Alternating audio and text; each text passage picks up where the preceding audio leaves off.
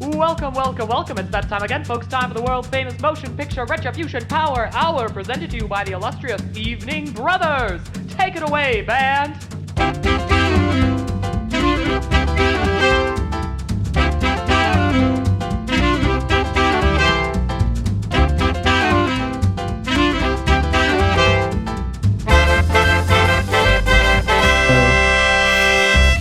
Welcome back to the Motion Picture Retribution Power Hour, the only weekly podcast on the internet where three guys talk about movies. My name is Brother Preston. Hi, I am your weekly brother Lincoln, who is used to seeing you every single week. Hey, what's up? I'm your weak brother John, and I can't lift anything. Look at my little arms; they're little noodles, poor little guys. John, when you told us that you were getting quote spaghettified, we weren't sure what you meant. We thought you were just going to kind of ruin yourself by eating, 8 servings of pasta in a single night, as we are all wont to do. But that was my high school for sure. But but after that, I kind of decided and I am fielding questions if you're interested in my spaghettification. But yeah, no, it was a medical procedure. It was cosmetic mostly, a little bit structural. I think. Yes, the lack of new structure. Right, and the removal of current structure. Okay, wait, guys, breaking news. I just got a text from my sister asking what I want from Chipotle. Oh, hell yeah. We need to stop everything. What do I want? Can you get me a carne burrito? Well, I already started typing the word bowl, so sorry. Can I also get a carne burrito? Okay, we're going 2 carne burritos. With extra guacamole? The text did not say, what do you and your 2 loser friends want from Chipotle? It was, what do I want from Chipotle? My sweet little spaghetti arms can't handle double guacamole, but I'll go single. Single guac? Single guac for these the guac squeakers. That broke the camel's back? I'm going to just say bowl with chicken. Lincoln, I felt like we had so much momentum going into this, and we just ran into a fucking brick wall. No. With Chipotle. I was, Lincoln, you know how long I have been waiting to talk to you guys about this movie for? Yeah, we talked about this, Lincoln. It's a gestational period that Preston went through. Several business weeks. And I came into that intro with so much excitement. Oh, yeah, and you just shat all over it. I do feel you just pulled your pants down, squatted, and just took a fat shit all over it. Gross. I do feel like waiting is maybe not the right word to use for that, for you specifically, Preston, because you were the one pushing it off, right? Like, it wasn't, we were waiting. You were postponing. Okay, Preston, I'm good. I texted my order. What do you want from this godforsaken movie? What do you want to tell us about? It's Death Race. Guys, it's Death Race, okay? It's Death Race. Yeah, this is a cool vibe we're putting into it. Get over it. So good, Lincoln. I loved this movie. Honestly, I'm a little bit bummed that it took me this long to watch it because I very much enjoyed myself. But I feel like it's also the perfect movie to punish you guys with. It's a movie that horrible. Preston, you capture the energy because it's one of those movies that is so frustratingly close to being unironically good in so many ways. It's one where you're like, oh, they could have just made this change. They could have just changed this and it would have been perfect. But it's not. And it starts off surprisingly strong for what it is. And then it gets into the action, which is usually the highlight of these kinds of movies. And then it sort of goes downhill from there. Okay, tell us what is Death Race? So Death Race is a movie, believe it or not, where after is the that what that collapse, was? I was trying to figure out why there were so many sounds and pictures and shit, and I couldn't quite. But that makes sense. Movie, yeah, that makes sense. Yeah, okay. Yeah. I did see it. This is a movie podcast, so it feels appropriate that we talk. Is that what this is? I was wondering why there were so many non-videos and exclusively audio. Okay? Well, cool. That makes sense. And now I'm on board. And now I'm here. Now you're on board and you're here. Excellent. It is a movie about in the future where all prisons have been privatized and run for profit. Yeah, and I would hate this if one that in happened. particular. Yeah. I know. This is definitely not a cautionary tale. No. Well, I mean, can you have a cautionary tale if it's like stuff currently happening? Is that possible? I think that's like, well, this happened in 2008, so I feel like that's cautionary. It's freaking Obama's fault. I knew it. I knew that guy started death race. Basically, prisoners in this prison race cars to the death for their freedom. Great. And then what happens? Can I just really quick before Lincoln and then what happens this? Is that not the coolest fucking thing you guys have ever heard in your life? Just sit in that for a sec. Is that not the most John Carpenter Escape from New York on steroids bullshit in the world? What it is it's like if Mad Max had less locations.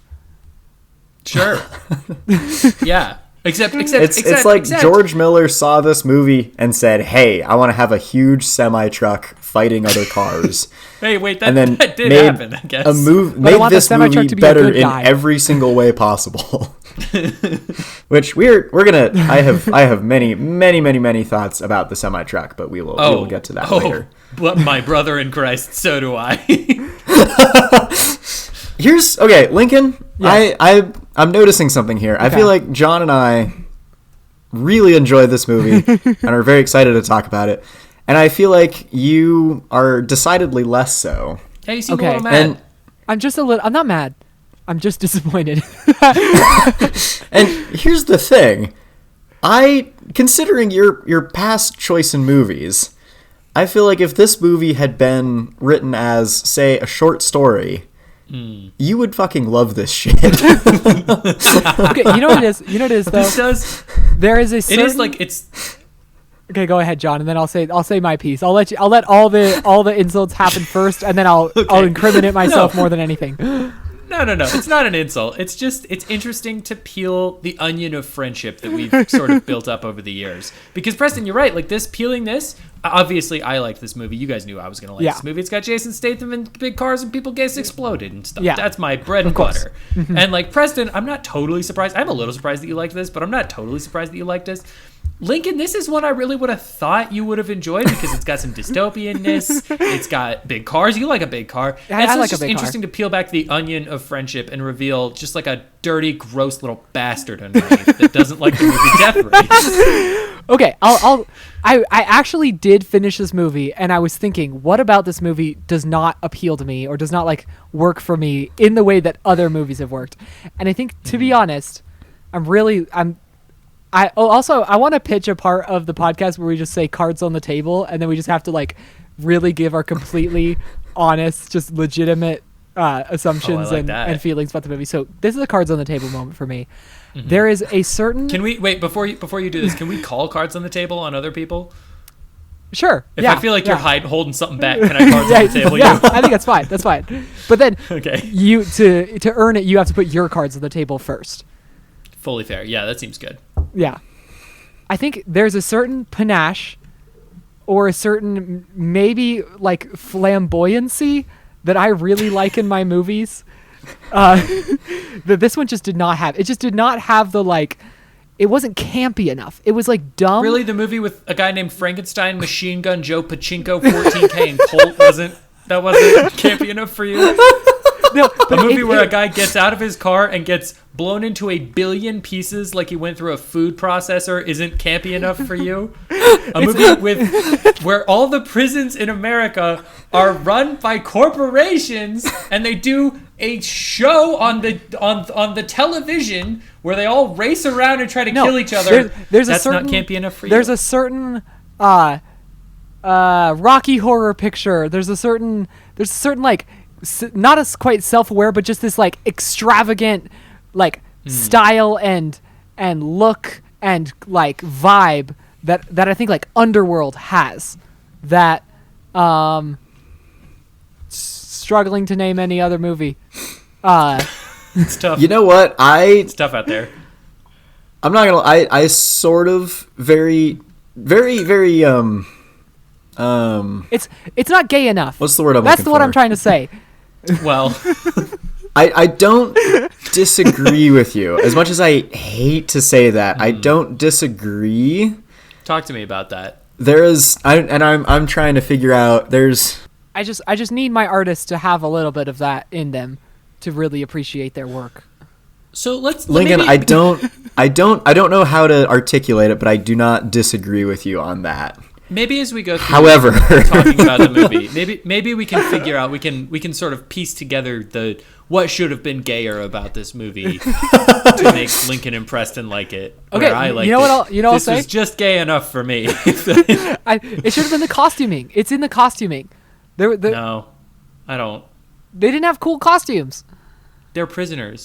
Also, No. he had a cool leather helmet thing. Yeah, Oh, man. But he I- takes That was cool. off He was a literally at the slasher first villain. available opportunity. It's Jason but Statham, every time world's he has it on, beautifulest it's man. so fucking cool that it makes up for it. He's such a horrifying looking man. He is not beautiful, John. Jason Statham? Wait, hold on, everybody. I know we got to get to this movie. Okay, but let's cards take a on the quick table. poll. Jason Statham is not very attractive. Cards on the table. I would fuck Jason Statham tonight.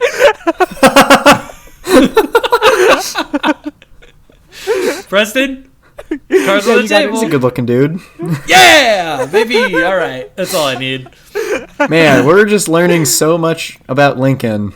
Lincoln, about- I think you're I don't know a if- fucking idiot today. Maybe I think you're not on maybe it. I this think you're is gonna why listen we back had to to this wait and you're for gonna be this like, one wow, for so I was long stupid. because our friendship with Lincoln is on the line tonight. That I don't Yeah, like. like, I'm not sure that I I can just respect don't love you. Death Race. That I just didn't Yeah. see what you guys see in Death Race. Yeah, I just figured. Lincoln, if it you also don't- just has so much 2000 stank to it. Oh, it's the Like stankiest you have to one. like it for at least that. I don't know. I'm tempted to just like concede this right here and now, especially because I just said that I didn't think this movie was gay enough for me, ostensibly a straight man. Ostensibly. But I don't know. Hypothetically, a straight man. I just can't. There was just something. I have to be true to myself, and I have to say, think- I just didn't connect with me the same way that other movies have. Are you saying? Can I try to extend an olive branch here and just say? Yeah, Are you yeah. suggesting that this is a movie that should have been more artful? Is that what you're kind of I getting think at? artful, but not Because it is even very necessarily- utilitarian in its Yeah, presentation. yeah. Like, think about the movie Wanted. Like, Okay. That movie- I do pretty much every day. yeah, So. it's awesome. Okay, think It's again amazing. about the movie Wanted. It just has a panache to it. It has a Mm-hmm. style. It has this like forward momentum. Mad Max has the same thing. It has this. There's Well, a forward momentum. Sure. Johnny Mnemonic does not have this, but I do love it with all my heart, anyways. Right. But Johnny Mnemonic is like watching a toddler learn to swim, where you're just like so proud that they haven't died yet. Yeah. Okay. So I think so that we can move on with this. I think what you're saying and what I will concede on this point is that this is not a movie made with a whole bunch of thought behind it. It's a movie Yes. where they went, "Isn't this cool as hell?" and they were Yeah. right that it's cool And as they just hell, ran and they with did it. enough to make it fun, but it's Uh-huh. not like if okay, here's I think I can land the plane here. If they were announcing a remake also starring Jason Statham to Death Race, and it was directed by Edgar Wright, I would lose my fucking mind. Yes, and every race had a soundtrack, Absolutely. and it had like crash Yeah. zooms, and it had Yes. whip Or pans. or if you were gonna do Death Race, but again, Death Race again, Deather Racer, and you got the Wachowski sisters, and it was like a speed racery, like something super crazy wild. Yes, Like not yes. as poppy as Speed Racer, but something along those lines. Yeah, with lots of like melding transitions and lots of POV shots from the cars, and Right, yeah. okay. Because this is a movie directed by having to look it up because it's a no-name director. This is a movie directed by three of the whitest guys I've ever seen. Okay, the fact that it's directed by 3 people is also saying a lot to my point. that's a bad sign for sure. One of them is Paul W.S. Anderson, which I feel like is interesting to note because Yes, that's it the guy is. who did the Resident Evil movies. Okay. And that kind of checks out. The other guy, that's Paul W.S. Anderson. The other guy, Roel Rene, directed a bunch of bullshit nobody's ever seen, and Scorpion King 3, Battle for Redemption. Okay, yes, of course. And Don Michael Paul directed Tremors 3, 5, and Oh. 6. When you said Tremors, Kindergarten I was Cop like, huh? 2. And then you said 3, and I was like, no. and Scorpion King Book of Souls. Okay, yeah, that makes sense. I see what you're saying. I think you're right.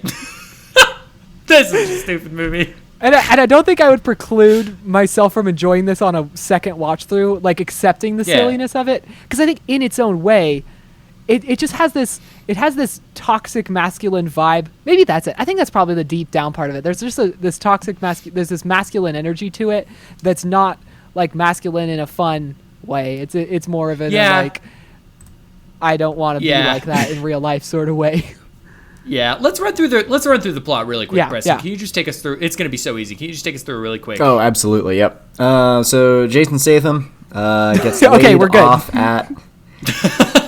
Can I talk, Lincoln? Sorry. Are we going to do the bit where you just continuously interrupt me as I try to get through the plot of this movie? No, you're fine. Go ahead. All right. Jason Statham gets laid off at a steel mill. Lincoln, you shut your fucking mouth. He goes home. His wife gets murdered by a masked intruder. He is framed for the murder and goes to prison. And in prison, apparently he's an ex-race car driver. And he becomes Frank, or Frankenstein, which is a racer on the Death Race, which is a televised race for your freedom / race to the death.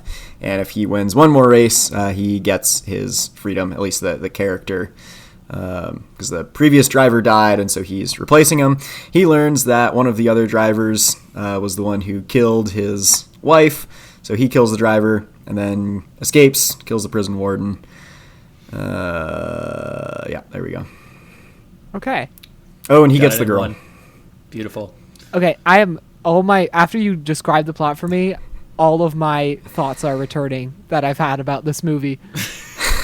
Okay, let's start at the beginning. Okay, I think an overall thing that I've noticed about this movie is that, okay, maybe I do love this movie. There is something so just, it's horrendous and wonderful at the same time that the protagonists are 5 steps ahead of the villains at every stage of every part of this movie.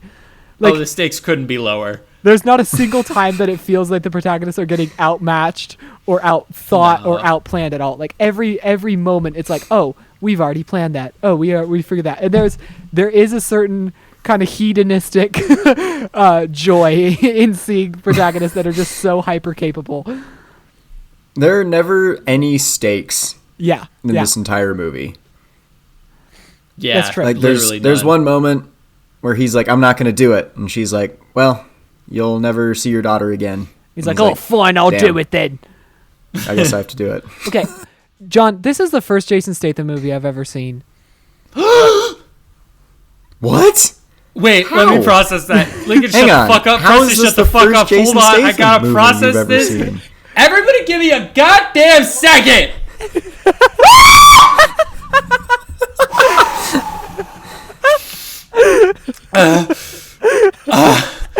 Hey Lincoln, I think I speak for both of us when I say, hey Lincoln, what the fuck? How have you never seen Jason Statham in one movie? I really haven't. Are you sure did you undergo spaghettification again? Are you getting de-spaghettified? John, how are we friends with this man? I don't fucking know. Who is this? Lincoln, get out of here. I don't want to be your friend. Lincoln. I haven't seen more than 16 Jason Statham. Lincoln, I am in my brain right now. I am listing off so many. This fucking information. You've never seen one other Jason Statham movie? I have not. What? How? This is my How have you introduction to the not Statham accidentally verse. seen another Jason Statham movie? Seriously. I like he's in a lot of movies, but again, as we've discussed, he's in a lot of fucking movies, my man. he's not in the kind of movies that I like. He's in so many. Yes, he is. Movies. He is in so many movies you would like. All he's in is the kind of movies you like. All he does is the kind of movies you like. Let me read off his movies. A working man, the beekeeper, the transporter, Wrath of Man, the Meg, Expendables 4, 3, Crank 2, High Voltage, Operation Fortune, Ruse de Guerre, Meg 2, The Trench, the Mechanic Resurrection, Snatch, Furious 7, Transporter 3, Spy, Fast X, Death Race, The Bank Job, Transporter 2, Parker, Safe, Redemption, Wildcard, Italian Job, Blitz, War, Lock, Stock, and Two Smoking Barrels, Killer, Elite, The Expendables 2, Romeo, and goddamn Juliet, and you've never seen any of these fucking movies? Wait, I have seen Romeo and Juliet. What the fuck is wrong with you? I thought you were my friend. I thought I liked you as a person. What did you do? Sorry. What has your life been up to this point that you chose not to watch good stuff that you'll like so much? Okay. Wait, did you say Romeo and Juliet? Yeah, I said Romeo and Juliet. Okay, then it's the second Jason Statham movie I've seen. Okay. Because I saw Romeo and Juliet at the dentist 15 years ago. You had a question for me because you know that I'm the preeminent scholar of Jason Statham films. Yeah. Oh, he just talks like that? Does he talk like that as a That's guy? Your question? Yeah, he talks as a like man? that. That's how he sounds. It's me, Jason Statham. It's me, Jason Statham. It's You like he's better always... watch out. It's me, Jason Statham. He speaks in all bold letters all the time.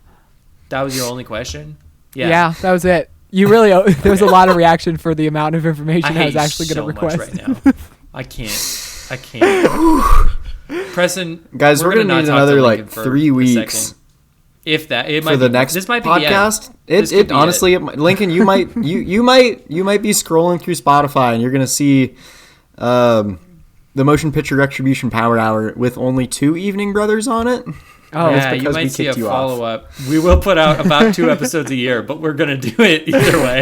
And in a whirlwind turn of events, Lincoln is the one voted off the podcast, not Preston. Can you believe it? That's crazy. He died in the death Only- race of podcasts. Hey, John. Yeah, what's up? I'm just saying we have sidebar here. We have an opportunity to suddenly make Lincoln watch so many Jason Statham movies. Oh, we could really put the hold on him. We could put the screws into him if we wanted to. We could real quick turn this into the Statham of the Union podcast. Just watching all of Jason Statham's movies. I think... Yeah, I mean, I'm... Preston, John and I have talked about making one called Statham Alive. I do think that would be pretty beautiful. Yeah, wow, that's a really powerful opportunity for us to watch Crank 2 High Voltage, then Crank again, then Crank 2 High Voltage again. We could just sort of crank really crank one crank 'em out, out, as know? they say. Yeah. So Death Race. Lincoln, there is something to... No, you know what? I'm not going to acknowledge you. Whoever said this, I'm going to say it's Preston. There is something to the toxic masculinity of Death Race that is not fun. There's something about No, that's like pretty bussing horrible, actually. in hot women to be your human body shields. That's just awesome. Okay, so let's just talk through that moment because they're like, oh, we're gonna get all these hot girls to come be the co-drivers because it boosts ratings, and it's kind of this weird moment of self-awareness because it's like it boosts ratings for you as like the TV show in the movie, but it's also like the movie itself is telling you that we're going to bring hot women into the movie so that you as an audience member are like, oh yeah, I can crank to this. And I can crank 2 High Voltage to this one. I can the Meg to the Trench to this boy. I can beekeeper myself to this particular flag. Anyways, I am a working man, if you know what I'm talking about. they serve no. Okay, turns out every title works. Every Jason Statham title works for this joke. In the universe of the movie, they're inside heavily armored, windowed cars the whole time. Well, not the whole time.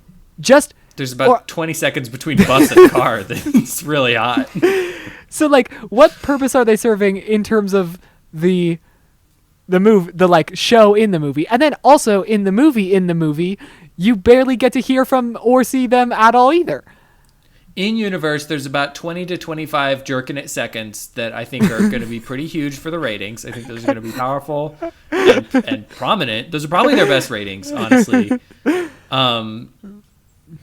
In movie, I don't know, man. Like whoever that is, the Wish version of Megan Fox, like I don't know, she's there. So you gotta give him a love interest because you killed his other one. You fridged her real good, so you gotta give him another one. It's that scene was. I do just so like confusing. that. She as a character just sort of shows up, and then Jason Statham's like, "So did you kill the last one?" And she's like, "Oh no, I sabotaged him. Oh, let me just let you in on the whole plan." Mm-hmm. And then she just sort of sits there for the rest of the movie. Also, we gotta say, she's kind of like anyway. How funny is it? And then that at the they very have end a of the girl movie, ejector? she gets to do some cool like stunt driving and like drives the car around a little bit. Yeah, and then still somehow gets away with it, and like. Well, yeah, she got her papers already because Gets we all released. know the one thing keeping this extremely disingenuous warden from releasing people is papers. It's the papers. Oh no! Oh, you didn't tell us you had papers. Oh, never mind. Oh shoot! Sorry, Let you us got step me. You got me in a aside. box. Checkmate. Shoot, son of a bitch. I think just the fact that this movie has I was girl gonna keep you here, ejectors. but I'm an ethical prison warden, and I already signed your papers, so I Only guess if you have get the to papers. leave. My Damn. ethics start and stop at the papers. I like the idea that she's like, she escapes from jail, takes the cops on a wild goose chase, steps out of the car, and is like, but guess what? I'm free. I already have my papers. And they're like, you're right. You had your papers and then you committed several more crimes. There's nothing we could do. It's like when you get hit by a shell in Mario and your character is blinking for a little bit. It's like right when you get released out of jail, you're invincible from the law. You could just do whatever you want. Lincoln, I just want you to know that I do have a note here that just says Jason Statham hot. So you're aware of it. Thank you. Yeah. Would you guys watch Death Race? I would. Would I watch it at all? Like again? No, in real life, if there was one. No, I would I not. probably would. I mean, I'd say give us about 5 or 10 years, and I bet we'll all know the answer to that. Yeah, sorry, when there is one, I should have said. You're right, Preston. Okay. I do. Go ahead. There's several things sort of like that situation in this movie that are just so fucking dumb. Yeah.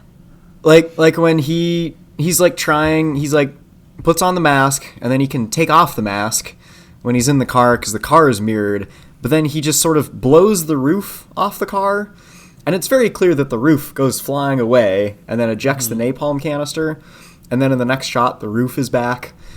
And if it was like that one thing, like I could forgive it, but there's so many, like this movie has too many of those dumb little moments like that it kind of ruins.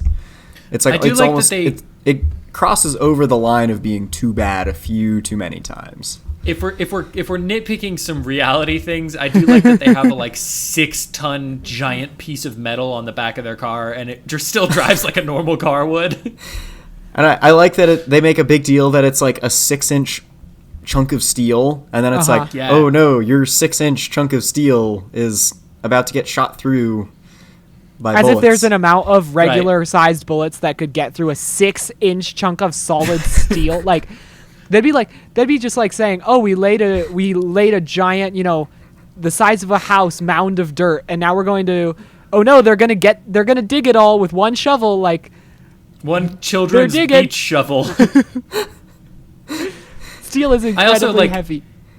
It's just kind of funny to me that every time they release what they call the tombstone, they treat it as if it's this like brilliant mechanic that no one's ever thought of, and they're like, oh, wouldn't that be so smart if we release it? And it's like, yeah, you designed it for that. Like, it's meant to do two things: take bullets and then drop. release. Like, those are the two things it does. I do. And I do like that it's like, oh, now we're going to release this really heavy piece of steel, so now our car is going to go faster. And then it goes absolutely no faster. It's just less Yeah, it's like armored. the same speed. It's exactly the same. This does have the vibes of a 2-hour anti-piracy ad, and I feel like it's. Yeah, I wouldn't download that car for sure. I wouldn't download that car definitely. I also like that. What note did you write, John? Preston, go after that. I'm so sorry, Preston. I don't remember what point in the movie I wrote this, but I did write Mad Max Fury Chode. I think that, you know what, John? I forgot what I was going to say. I think that's the perfect segue into talking about the semi-truck. Yes, Oh, great, it yeah. really is, huh? I hate the semi-truck. What? What? I hate it. I think it's Okay. potentially the worst choice Because in I the love whole the movie. semi-truck. The semi-truck was the only time I was watching this movie. What Really? didn't you like about the semi-truck? Tell us. I think Was I it hate the too semi-truck. cool? No. It's Too not that badass it's too for cool. you? Did you shit your pants because it was so cool? Because I get that. No. I hate the semi-truck because it's suddenly now the racers have to band together against the prison. For lack of a better term, they have to band together against the man. And that's not the point of the death race. The death race, the whole point of the thing is that you're pitting these prisoners against each other so that they're fighting each other and not fighting the man. And then you're So wait. introducing this. Oh, you're saying that it's not in the best interests of the people that run the death race to introduce a semi-truck because it encourages their competitors to band together in order to defeat the semi-truck? Right. Or, And so in or that are way you it- saying and that it's- you personally weren't entertained by the idea of a war rig minus the Bobby No. knocker? Very entertained. But I think it's just a stupid thing to have in the movie. Oh. Because they make Oh. a big, huge deal about it, and then suddenly it's like, oh, we're working together, and it disappears. I agree Oh, with sure. you in... I think there's many... Actually, you know what? There's a lot of things I don't like about the semi-truck. Okay, I think I agree with you in that the semi-truck appearing and then getting completely dispatched because of an off-screen plan that they established, like, before that scene started. And that kind of ties into the protagonist being so far ahead of the game that you cannot really feel like there's any stakes, that there's any consequences for their actions. I would say, Preston, would you have been more entertained if there was more time taken to like establish that Jason Statham is now working with the other people and he's collaborating, which is like the true rebellion is to Yeah, is exactly. to join other people's teams. Yeah. That's exactly It what did- I would have wanted to see. The semi-truck did have a little bit of the same energy as like Jesse Eisenberg and Batman v Superman making Doomsday, where it's like you could have just let them sort of take each other out. That you were doing that. Like that was the whole plan. I do see that. Yeah. But also what you're not thinking about is big cool semi-truck take down a bunch of guys. yeah, big right, so semi-truck there's take down that. little car.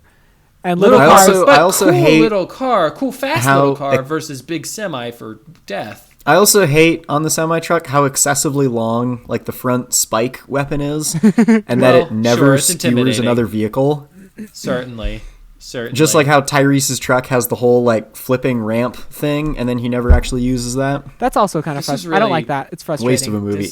It does kind of feel like there should be like the first race should give us some ideas of what it should be like the Q scene in a James Bond movie where you're like there's all these things, and then the rest of the movie is just being like, well, I guess that is convenient that was there. Like that would have been a more fun version of this for sure.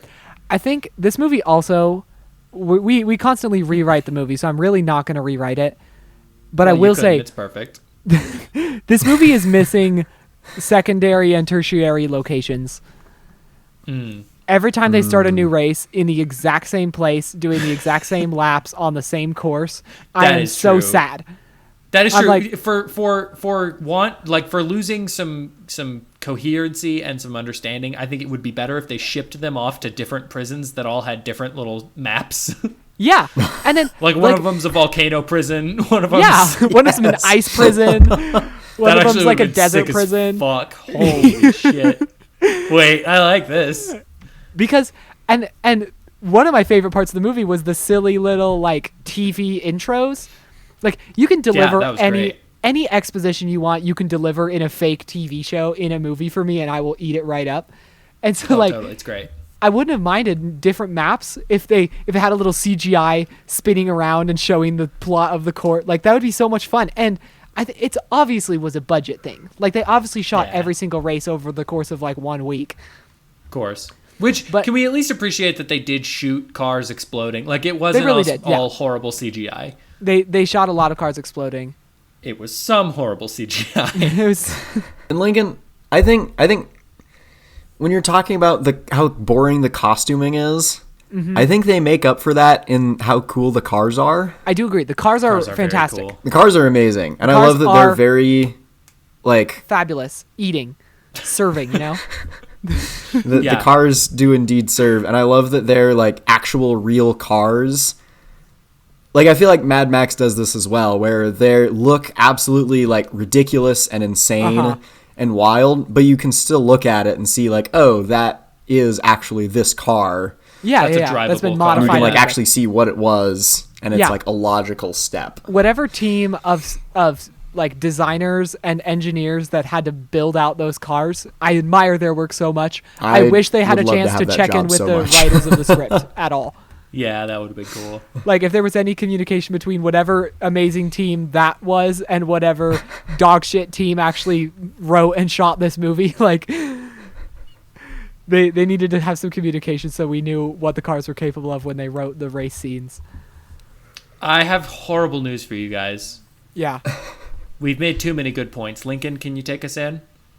Find your funny, because maybe now this podcast will be good. Hey! Okay, everybody, set your clocks. I got 30 seconds, and then I got another actual Find Your Funny. 30 seconds. Somebody got a time? You've already done this. 2, 1, go. Johnson on the Street, an Almighty Johnson's recap show. So, season 1, episode 2, Mike and his wife are trying to get pregnant. We meet a guy named Rob, who they call Como Rob. He's speaking Norse.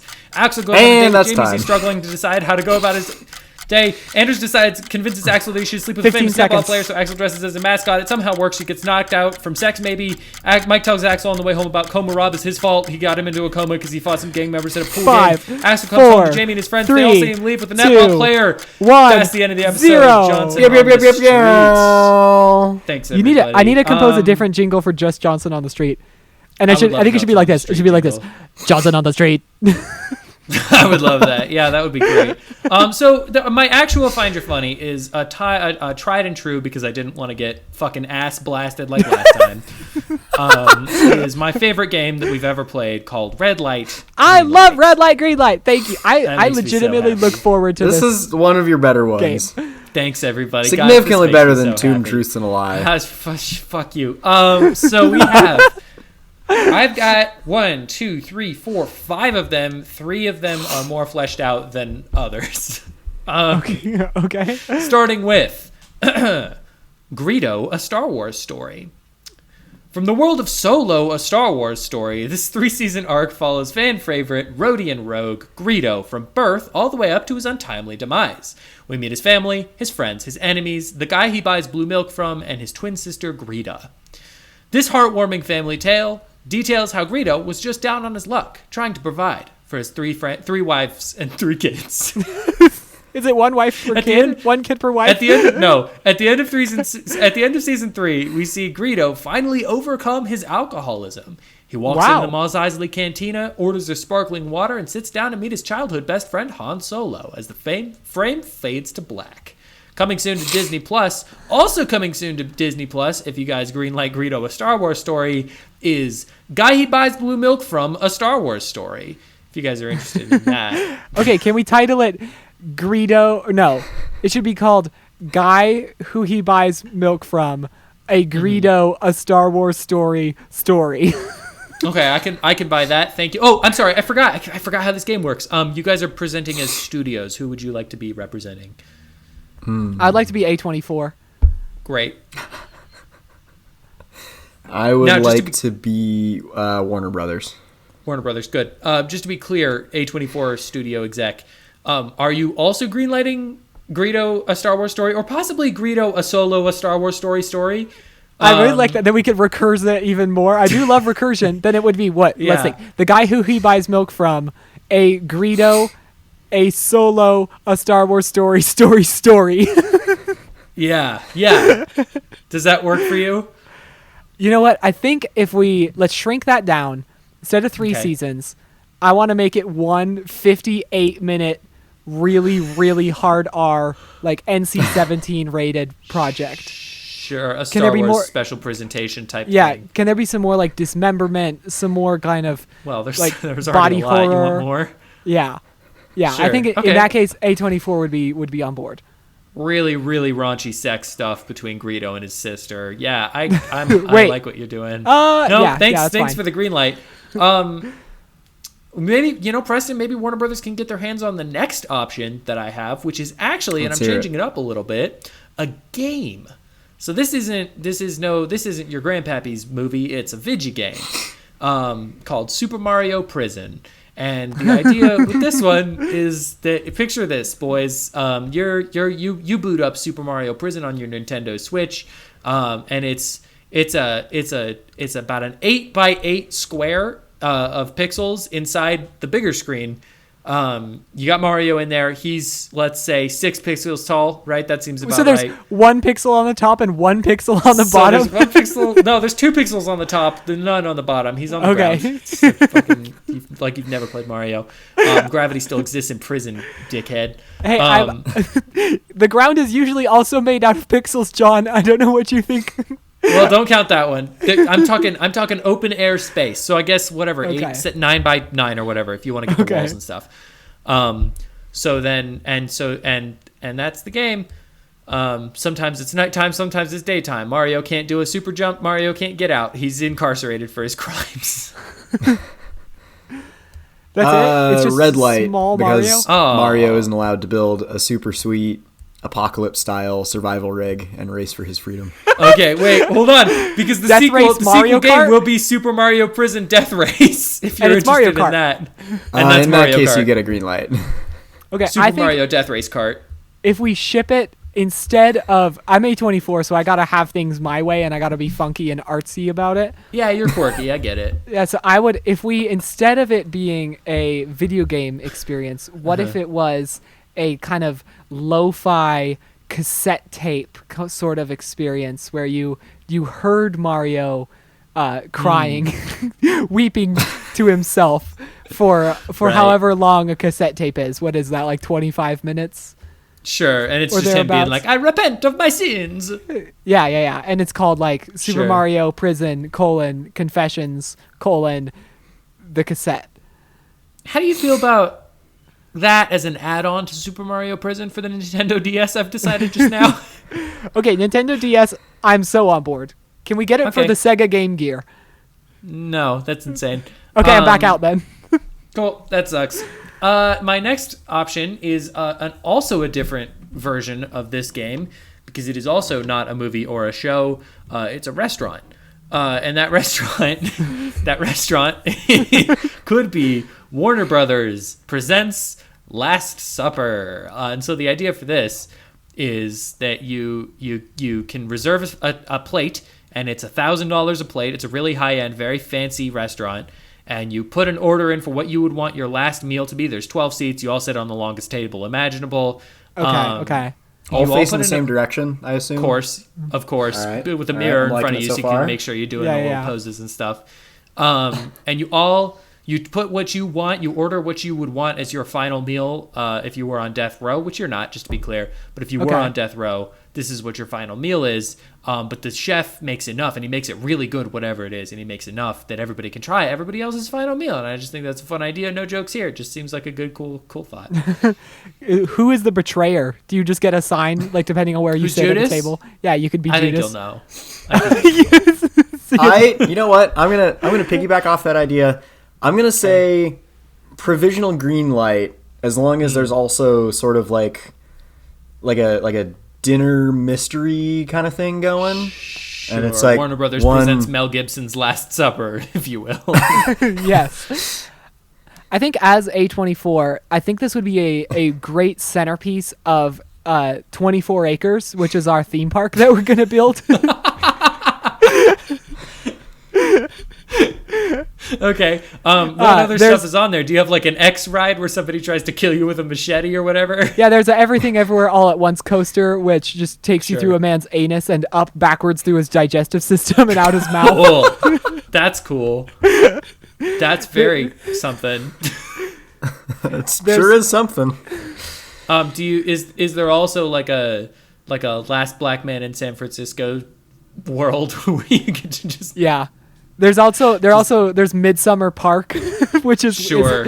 kind of a rest area pavilion for the kids. yeah, you know? yeah, of course. That sounds cool. I would, yeah. And it's right next to Hereditary City. Yeah, and there's Lady Bird Flight Experience. Where it's a simulated phone call with your estranged mother.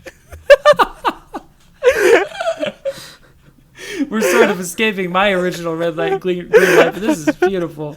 I'm going to green light both of your ideas. This is great. Okay, great. You flipped it. Second to last idea is also a restaurant that I call Soups and Scoops. And what that is that it's a soup restaurant, but also a tip line for the police. That is not where I thought this was going. What do you think of that? Because you could Okay, come in and order, can I get like a chicken noodle? And also I saw my friend Greg kill his wife. If it's like, I think instead of a police report, if it was like an underground indie journalism kind of thing, I would be on board Yeah. with A24. Yeah. Okay. I'm into the indie journalism. That works for me. I can adjust Soups and Scoops. And then the last one, also a game, also coming to the Nintendo Switch 2, called As Legend well, of or Legend the second Nintendo Switch? The second one. Nintendo Okay. Switch 2 2. Nintendo Okay, Switch 2 yeah. also. Okay. And I call Still this switching. game I call this game Legend of Zelda Ocarina of Music. And so what that is experience the previously untold adventure of guy who plays too much Legend of Zelda. With immersive gamer gameplay, you can now feel what it's like to be a person who plays Legend of Zelda. Enjoy QuickTime events like taking the nastiest Mountain Dew piss of your life while trying to aim through blurry too much screen time eyes, or forgetting how late it is until it's too late to get enough sleep before work, so you just decide to, incorrectly, stay up all night, and now the spreadsheets at the office whisper to you that no one would actually miss Kathy from accounts.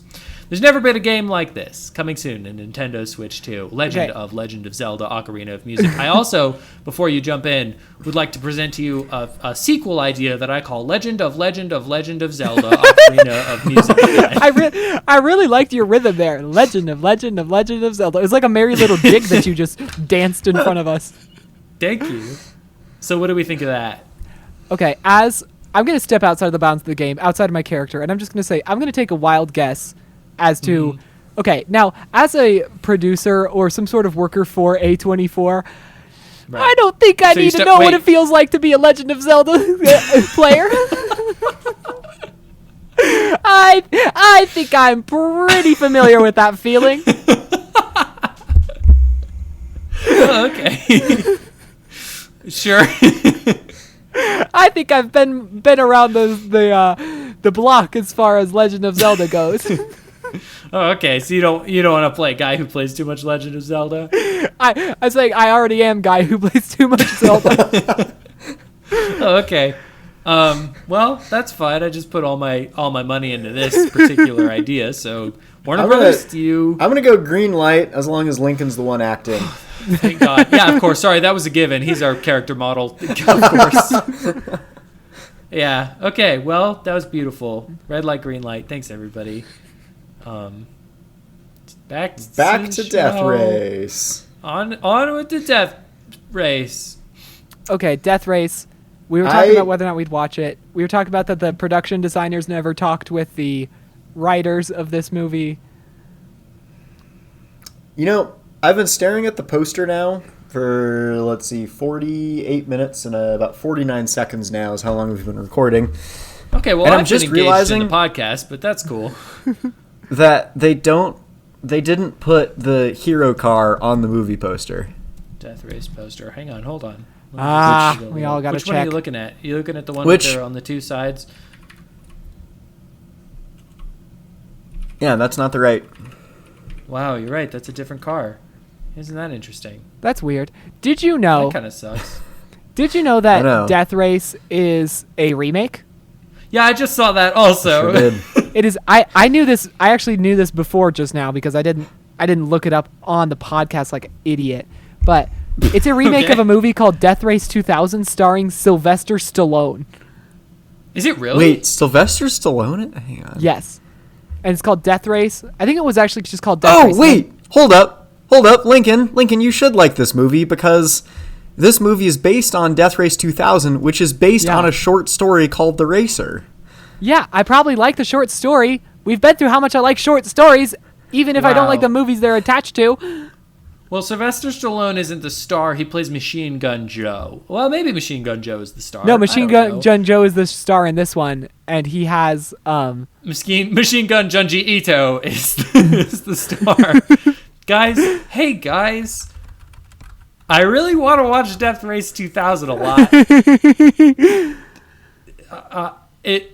Is that bad? Is that a bad feeling to have?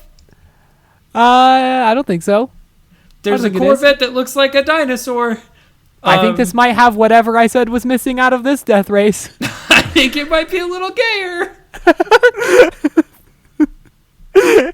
I watched the trailer. Yep. It certainly seems a little gayer. One of the cars is a bull. Wow. Okay. Huh. Consider this my own personal homework. That's so cool. There was a funny moment in this movie that I feel like we should talk about. I don't know if you guys caught it, but there's the Japanese character. I think he's Japanese. Yes. And he's always in subtitles because he's speaking Japanese and we got to read it in English. and but the only time he says something in English, they subtitle it into Japanese. They subtitle it in Japanese and it's fuck me and it's That incredible. was so clever. I love that so much. good. It's so So funny. Like, yeah, whoever just made that decision, that's the kind of commitment to a bit that I just love. I just can't get enough of that kind of thing. Oh, I completely agree. Also, I just like I'm reading my notes here and I just remembered that the way that he finds out that the guy who murdered his wife is in this is because he does finger guns at him. Like Oh, like he that's remembered not a seeing the thing- finger gun from his flashback?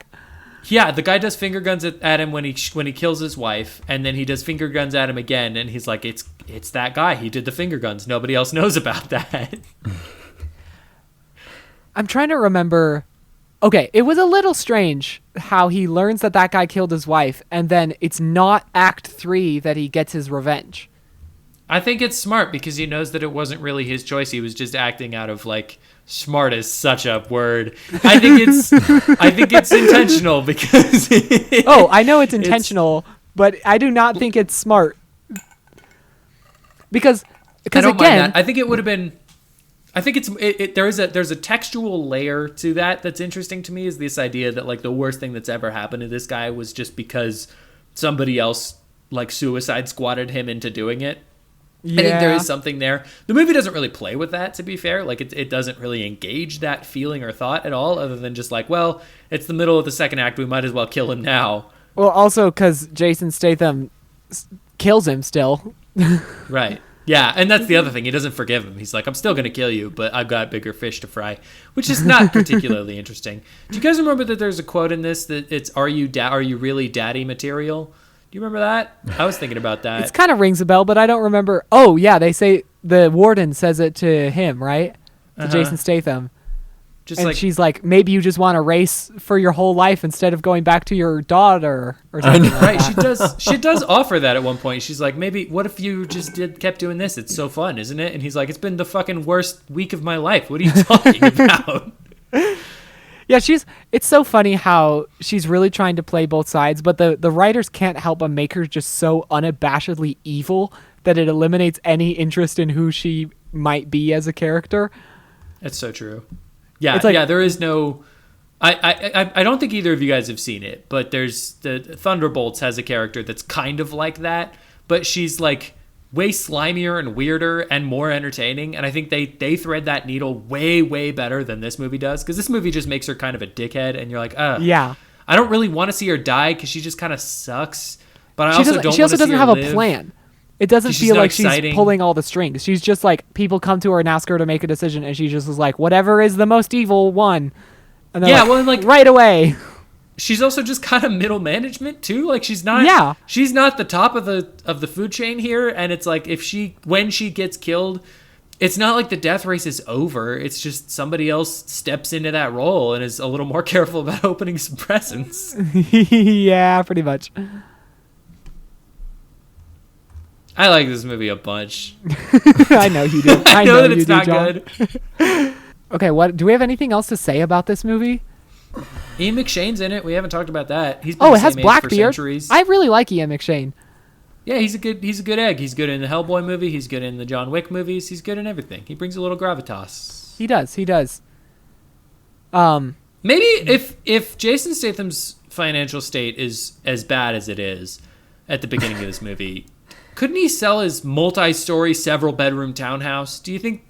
And No, I think the whole world is in collapse. I don't think he would find anyone to sell it to. oh, so he's just like trying his best. I don't know that the movie presents it as that bad. Like, it seems like it's not great.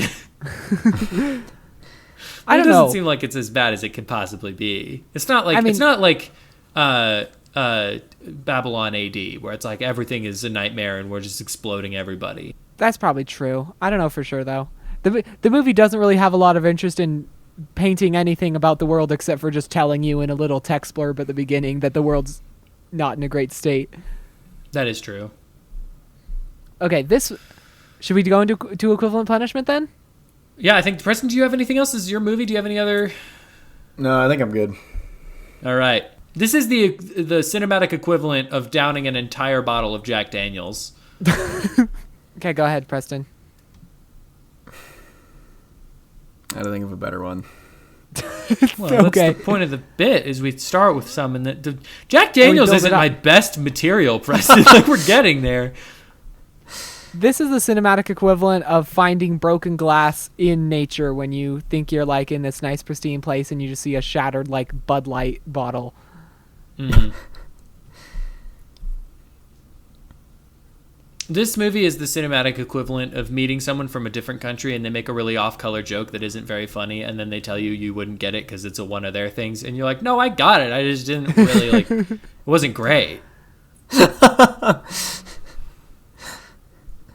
This movie is the cinematic equivalent of when you don't get quite enough seasoning out of the shaker, and then you get way too much all at once. Okay, that's good. That's pretty good. Mine has a similar. This is the cinematic equivalent of trying to loosen a screw with a Phillips head screwdriver, and every single time you feel like you're making progress, it just strips out, and it makes it a little bit harder to unscrew it the next time. Mm-hmm. This is cinematic equivalent to being in the backyard with your friends in high school and just thinking about all the things that you're going to set on fire that day. Just like, what are we going to try to set on fire today? This is the cinematic equivalent of like a 6-year-old trying to explain Mad Max to you.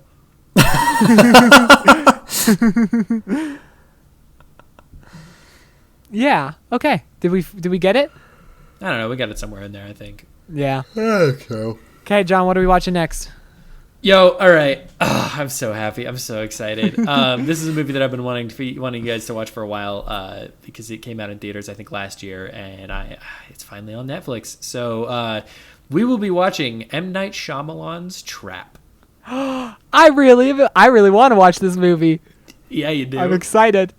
Okay, sweet. I'm trying to decide if you have homework. I think your optional homework, extra credit, if you will, is watch like a good one of his, like a good movie that he's done. Okay, I don't like really an care which Unbreakable or a Sure, or a Sixth Sixth Sense. Sense. Sure, really any of them. Dare I say a Signs?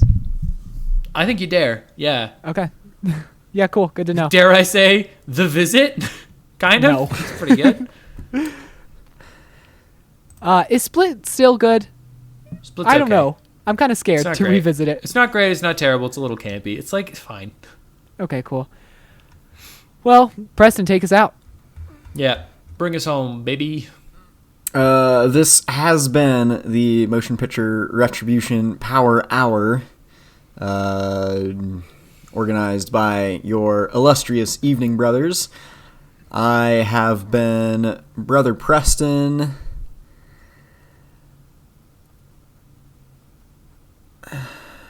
I'm trying to think of a good death race one, and I can't come up with it. I have been Brother Lincoln. I could crash you from here, man. And I have been Brother John, and just as we live by the rules of Dinotopia, so must we be prepared to die. Are you really daddy material? Okay. Goodbye.